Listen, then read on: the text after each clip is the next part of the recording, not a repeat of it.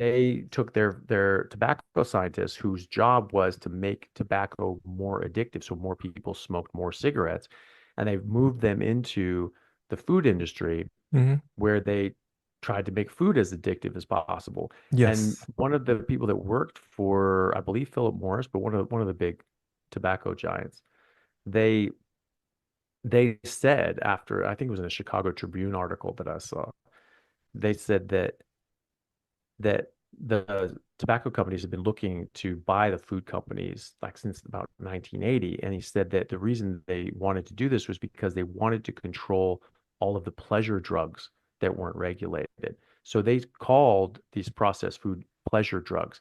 That Hmm. you just eat for the pleasure of it, and it's addictive. It's a Yeah. drug, so it's addictive. And so they Yes. recognize this stuff as a drug. And so they bought it because it was a drug and because tobacco was being restricted and they were getting more regulations and they were Yeah. getting, lawsuits and all these other sorts of things. So they're saying, okay, well, let's get all these things that aren't regulated. So let's get all these things that are drugs like sugar that Yeah. can be addictive but aren't regulated. We can pitch this at kids and they have heavy marketing campaigns towards kids Yeah. for all this sugary junk food garbage. And and that was their design was to make Hmm. this as addictive as possible and get people to buy as much as you could. Yes. So that's what happens. You eat this stuff and then you're hungry again and you want more and Yeah. you, oh my God, I have to eat. Yeah. It's designed to do that. But even just carbohydrates, even if you're just eating whole foods, Yes. carbohydrates raise your blood sugar. Blood sugar Yes. raises insulin. Yes. Insulin then drives blood sugar down, Yeah. but insulin stays up for 6 or 8 hours Yes. and Inflammation. or even more, and you can cause Yeah. inflammation, but also it lowers your blood sugar. Now it's too low, and you get Yeah. what's called reactive hypoglycemia because our Yes. insulin is actually designed for our protein because our protein needs a more sustained insulin release, Ah. whereas carbohydrates, it just goes up and down. Yes. So, like in an hour, you may have low blood sugar, right? Yes. You have high blood sugar for Yeah. first hour, and then after that, you get low blood sugar, and then you Yes. feel tired. And then you because you get low blood sugar and you don't have ketones, you're not able to make blood sugar. You're not able to make ketones. Yes. And so now your blood sugar is low and you're, oh, I feel tired. Tired. And Yeah. so you want to take a nap. If I even Yeah. have a glass of milk, if I have a glass, Yeah. if I have a glass of milk, it Yeah. within an hour, I'm passing out on the couch. I mean, it's just I'm just drifting off because Yeah. now I've spiked my blood sugar and I've spiked my insulin. Hmm. That's then blocked my ketones because Yes. insulin blocks fat burning in your body. Yeah. And so now I'm not making ketones. I'm not able to produce fat Yeah. and my blood sugar drops because of the Yeah. insulin. And then all of a sudden I'm passing out. So that's a very Yes. normal reaction when people eat carbohydrates. And that's why they just keep eating carbs to Yes. keep fueling their energy. Yeah. So I think the eating carbs blocks the system from brain to our gut. Like or when we eat like the meat, our brain and the gut connection is strong. So our body tells us when to stop it. Yeah. Hmm. So I Yeah, think, exactly.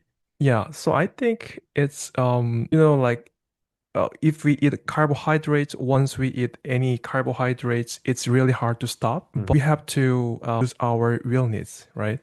But after I changed my diet, I don't have to use any my willpower. So it's really easy. So the Mhm. people think that carnivore diet is really hard, but for me, it's easier than just American standard diet. Yeah, Mm. yeah. Yeah. So Well, for me too. I mean, yeah, I've never felt better in my entire life. yeah. I I'm mean, 46 now, and I'm I feel better like than I ever have. yeah. I mean, you did carnivore like for a long time, but I'm like it's my first year on carnivore. Mhm. So far, it's so good. Yeah. I'm Yeah. not sure. Yeah, I'm not sure in my future, but yeah, so far it's my I think it's my perfect diet for me. Yeah. Yeah, good. Yeah. And that's the thing, if it works for you and you feel great, then that's great. I mean, it works for everybody. I mean, it is just there's nothing special about it. It's just our nutrition. It's just the nutrition that humans need. And so it's just all the vitamins, minerals, proteins, and fats that we need in the proportion that we need them. Yes. And the main benefit is it excludes everything else. Yeah. And so that's it. It's just so. you don't even think about it as a carnivore diet. This is just the way we're designed to eat biologically. So this is just all the nutrients we need in the proportion that we need them, and we've excluded all potential toxins. So Yes. when people ask, they're like, "Well, is this going to work for everybody? Is this going to work for my mom who has, Yeah. diabetes?" Well, the answer, is, don't is to reframe the question. So, the thing is that you reframe the question, which is, don't say, well, is a carnivore diet good for this person at this time or something like that. Um, just ask, is optimal nutrition with and excluding toxins a Yes. good idea? Like, yeah, Yes. of course, it's always going to be, Yeah. right? And then that's all this is. So do you have any hard times, like, for me, especially for the family gathering, like Hmm. many people, I'm the only person who do carnivore. So like Hmm. my mother asked me to, why don't you eat vegetables, right? And Hmm. even though like my mom knows that I'm doing carnivore right now, and sometimes it's the friction happens, right? So Mm. do you have any that kind of experience? Yeah, yeah, definitely. And the thing is that this is why you want to be very well informed as to what you're doing. I mean, it's good to be well informed before you do anything. I mean, this affects your health, this affects your life, this affects everything. And so you should be very, very well informed before you decide to do anything, even a carnivore diet. And the benefits of being well informed are that you can defend it because you understand the facts and you understand the evidence, you understand how to present those facts and Yeah. evidence. And so when I have people say, "Well, you don't eat any vegetables. Don't you want any vegetables?" I sort of make a little joke, but it's like, "Yeah, they're super bad for you. I'm not gonna have those." Yeah. And so they're like, "Wait, really?" It's like, "Yeah, of course they have defensive chemicals and all these other sorts of things, and I just feel so much better when I don't have them. So this is all I eat." And that's more important to me. My health is more important to me, and me feeling my best is more important to me than making someone feel happy that I'm eating something that they cooked. I appreciate that they cooked it for me, but Yeah. I don't eat that stuff. Uh, If someone prepared a nice drink or whatever, here, have this martini. It's like, well, yeah. yeah, I don't drink, so Yeah. like no one's going to get upset about that. Hmm. um, and so they shouldn't really get upset about you not wanting to eat certain things if you are doing it for the purposes of your health. Yeah. And when people are eating poorly, people don't give them a hard time. They say, "No, I just want to eat this junk food and pizza." It's like, "Oh, okay, yeah, that's their choice." But when you say, "No, I don't want to eat the pizza Yeah. and the beer and things like that. I just want to have a steak," or, "Well, I don't know." Well, why aren't you why aren't you getting weird about them when they're eating known garbage? Yeah. Well, because it's not that bad, and every now and then. It's like, no, no, you So, can't you can't you can't justify slovenly behavior and bad diet choices and eating junk food yeah. and say, well, that's okay. It's not that big of a deal. And then someone eating whole foods Hmm. and doing that for their health, saying, hey, this is something that I feel is beneficial for me. Yeah.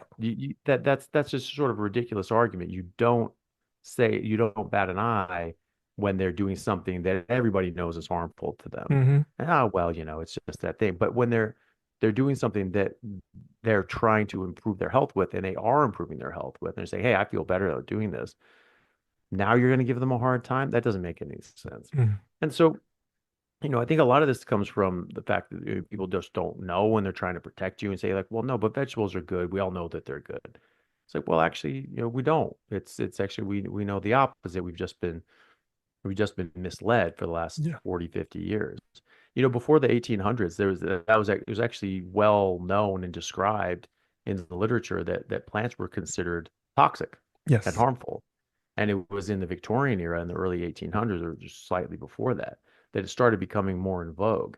And during that time, there's a sort of a puritanical movement where um, people thought that it was really important to be chaste and not have premarital sex or to masturbate or to have a lot of alcohol or drugs or these sorts of things to live a good clean life. And it's like, okay, fair enough. But then people realized that eating more plant-based actually suppressed sexual urges. And so this was something that they found was thought was a really good idea because lust is one of the seven deadly sins. And so Yeah. lust is a sin, and eating a more plant-based diet helps Hmm. suppress sexual urges. Okay, so that's lust. Well, it's not lust. That's not the same thing as just having a sexual desire, Yeah. a desire to procreate. Yeah. Is that's natural. That's our biology. The Bible even says, "Go forth and multiply," right? So we're supposed to have kids. So we Yeah. have these natural desires to Yes. procreate. Yes. Now, lusting after someone and wanting them, and just all you want about them is the sexual desire. Yeah, that's bad. That's not a good idea. But that's not what meat does. Meat just it keeps your hormones healthy so that you're feeling like you want to reproduce. And so, you are the one who needs to control that as an adult. But what they realized was that people ate a more bland plant-based diet. They thought that was good because lust is a sin. Therefore, we should just do everything we can to suppress that sort of feeling. Well, maybe you just be an adult and don't act Yeah. out on your Hmm. urges. And and then that sort of got perpetuated throughout the 1800s, and then certain religious groups like the Seventh Day Adventist Church, they felt that this was a religious edict from God that everyone should stop eating meat because Yeah. meat causes lust, and lust is meat causes sexual urges, and lust is a sin. Therefore, meat is a sin. Hmm. And but before that sort of movement, that puritanical, oh, you can reduce your sexual urges by eating plants, it was well known and considered that plants were harmful and toxic, and you really only ate them if you had to survive. It wasn't part of the cuisine and things like that. It was survival food, generally for the peasants. A lot of people that were in lower classes, in the peasant classes or the serfs Yeah. In Europe, they were basically limited in the amount of meat that they could eat, and that had something to do, at least, with keeping people a bit more controlled and keeping them subjugated and weaker and sick so that they couldn't cause a lot of a problem. They just sort of did what they were told and got on with it. And then the Yes. nobles and the elite, they all ate meat. They ate meat and eggs and dairy and things like that. And they Oh, were much healthier, and they lived longer, and they were taller, and they were, had better development and things like that, yes. better teeth. And Yes. Oh, yeah. that was not for health. The peasants and the serfs were not the healthy people. It was the Yeah. nobility who were eating the meat that were healthy. Yes. So, my last question is, this is a bit personal, but my subscribers ask me this constantly. So I think you're the best person to answer. And what cuts of meat do you enjoy the most? And do you eat organ meats like liver? And definitely you do, but like I want to know like what kind of other organ meats and how many meals a day. Told me once a day, but I want to know the quantity. How much meat Mhm. do you eat per meal? So if you're eating, for me, for eating, it's funny, I'm a big guy, 6'3", 240. Yeah. And so, Yeah. you would imagine that I'd eat a lot, and I eat about 2 pounds of meat a day when I'm sedentary. When I'm working out, when I'm lifting weights, that'll probably increase. They usually double. Yes. I might eat twice a day, and Yeah. I'd eat 2 pounds of meat per sitting. Yes. And that's pretty normal for me. Oh, okay. But a lot of people, I mean, I've met, women that eat more than me Really? because they're, yeah, well, specifically women that have had eating disorders, and they're Mm. very undernourished, and their body really needs to reclaim a lot of those nutrients. Yes. I had one lady I interviewed. Her name was Claire. Yeah. She battled with anorexia for years, and she actually died and had to get resuscitated because she was so Yes. skinny and so sick.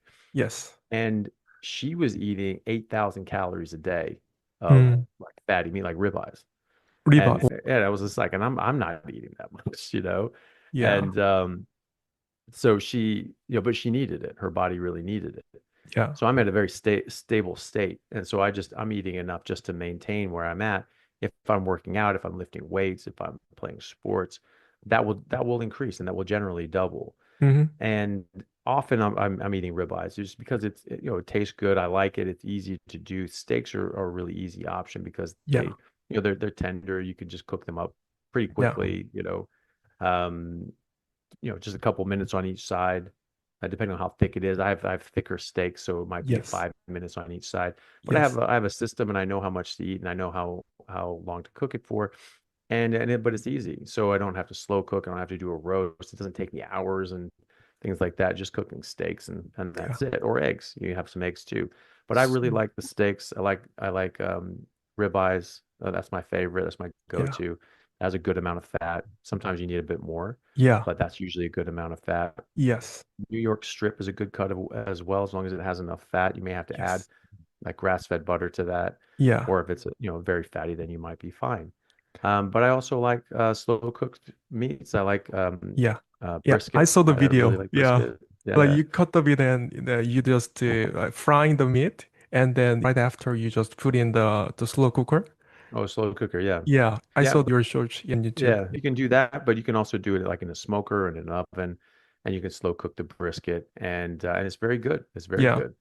And so sometimes I cook a brisket, and I just have this whole brisket out, Oh, and I just leave that out, and I just cut a big chunk yeah. of brisket off every day, and Yes. I finish it over the course of a week. Mm. So that's good too. I know people that just cut up brisket into steaks, and as long as Okay. you're cutting against the grain, it's fine. It's a bit tougher than other Yes. steaks, but it's fine. You Oh, can chew it up just fine, yes. and it's much cheaper. It's much much less expensive than a lot of Oh, other cuts. so you don't eat dairy, any dairy, like cheese Very or little, very very little. little. Yeah, and so if I would, it would be melting cheese on like ground beef or something like that, Ah, or as a condiment. I would use it yeah. to act to flavor meat. Yeah. Um, but I wouldn't just eat chunks of cheese, or I try not to just eat Ah, chunks of cheese because there yeah. is a bit of a compulsiveness to it because Yeah. milk is made to make baby mammals grow, and so it, it Yes. it gives them sort of a compulsive signal. So they want more of it, and so Yes. they eat more, drink more, and then they Mm-hmm. grow more. Yeah. And so you can get that with dairy Yeah. as well. And so it can cause you to eat more than you actually, your body actually wants you to. Yes. And it tells your body to store energy so that baby animals need to storage and grow. Mm-hmm. So if we don't grow up, we grow out, Yes. when we're adults. And so Yeah. if you eat a lot of dairy, you can absolutely gain weight Mm. on that. And so you just want to be careful with that, especially if you're trying to lose weight. Yeah. Yeah. And also for me, whenever I eat cheese, acne is breaking out on my face. Mm, Adult acne. yeah. So that's why I've been quitting the cheese 1 month, and Hmm. my skin is getting better. Back then when I eat like tons of cheese, like my face, like the the acne breaks out randomly. So yeah, I don't like it. So I think it doesn't fit me. So finally, do you have a message for Korean viewers in Korea? Rice and kimchi are deeply rooted in our food culture and identity. And what would you say to someone from that background who's considering trying carnivore? Well, I think that regardless of your history and your background and your culture, I mean, all humans are humans, and we've been eating meat since humans have been humans. And so if you go back far enough, we were all the same. And we were all eating meat when we had it available. And the thing is too to remember is that if you are considering doing it, what are you considering it for? Are you trying to be healthier? Are you trying to put on muscle? Are you trying to be a better athlete? Are you trying to reverse an illness and get reverse obesity or diabetes or autoimmunity, which really helps for doing carnivore, really helps autoimmune conditions. So there are a lot of very serious illnesses, and so if you have an issue that you're trying to improve your health in some way, don't worry about, Hmm. culturally, what does that matter? Because Hmm. your whatever you were doing culturally Yeah. or otherwise got you to where you are right now, for Hmm. better or worse. And so if you're sort of worse off and you want to change, well, then you have to change and you have to go away from what you were doing. Yeah. Even in Korea and anywhere, the elites ate meat, and it was the poor and the impoverished that ate more Yes. plants and rice.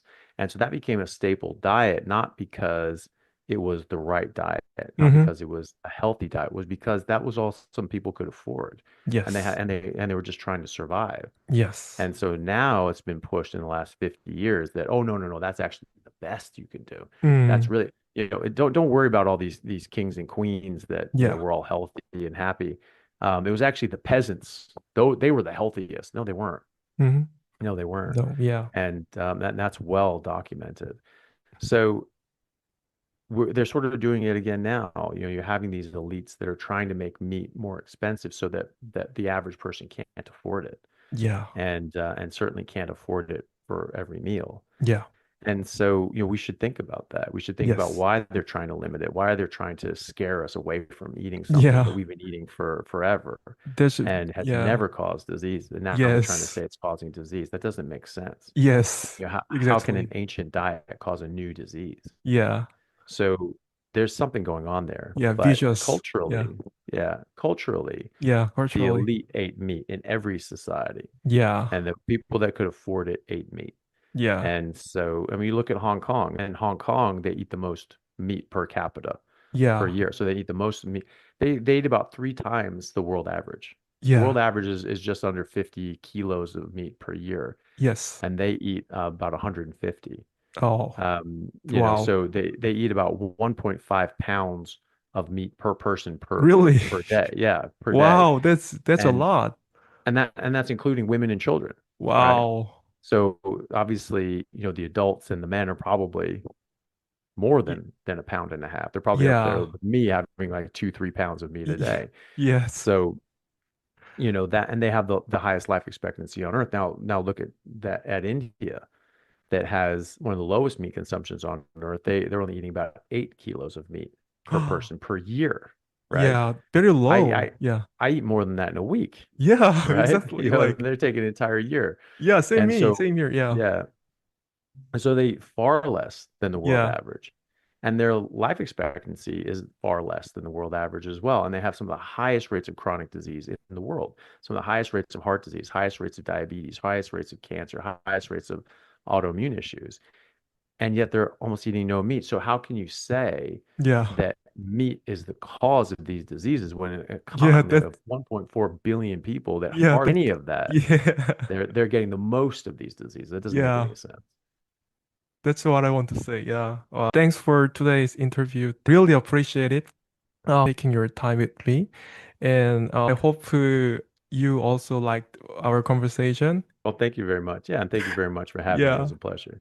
Actually, like many Koreans, especially who interested in carnivore, knows you, so they Mhm. will really like this video. So yeah. Yeah, I Um, hope they do. thank you very much. Yeah. You're very welcome. Thank you. All right. Thanks. Bye.